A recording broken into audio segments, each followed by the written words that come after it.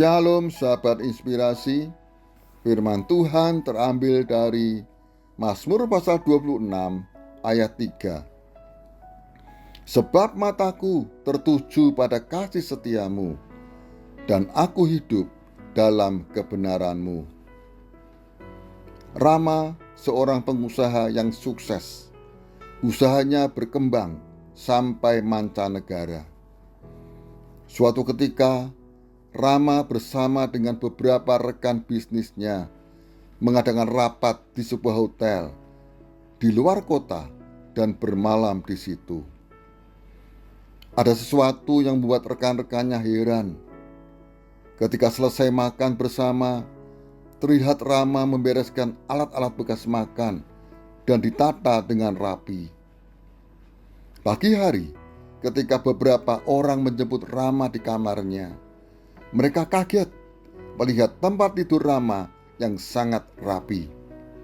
Mereka bertanya, "Mengapa kamu membereskan tempat tidur dan juga tadi malam membereskan alat-alat bekas makan? Itu semua seharusnya tugas karyawan resto dan hotel, bukan tugasmu." Rama menjawab, "Sejak kecil, ibu mendidik saya harus merapikan tempat tidur ketika bangun pagi dan membereskan meja dan alat-alat makan setiap selesai makan." Bagi Rama, kerapian sudah menjadi gaya hidupnya. Roma pasal 6 ayat 18. Kamu telah dimerdekakan dari dosa dan menjadi hamba kebenaran. Kita adalah orang-orang yang telah dimerdekakan oleh Kristus.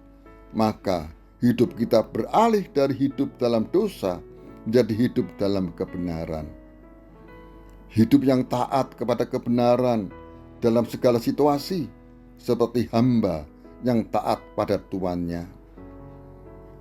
Hidup dalam kebenaran adalah hidup yang tertuju pada kasih setia Tuhan, pikiran dan hati yang senantiasa sesuai dengan firman Tuhan.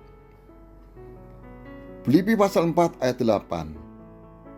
Jadi akhirnya, saudara-saudara, semua yang benar, semua yang mulia, semua yang adil, semua yang suci, semua yang manis, semua yang sedap didengar, semua yang disebut kebajikan dan patut dipuji, pikirkanlah semuanya itu. Setiap hari, pikiran dan hati kita dipengaruhi dengan hal-hal yang kita lihat, kita dengar, dan kita alami.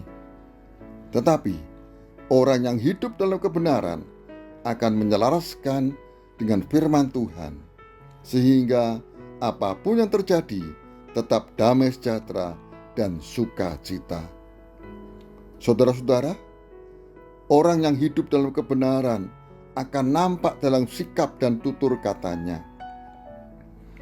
Efesus pasal 4 ayat 25 dan 26. Karena itu, buanglah dusta dan berkatalah benar seorang kepada yang lain, karena kita adalah sesama anggota. Apabila kamu menjadi marah, janganlah kamu berbuat dosa.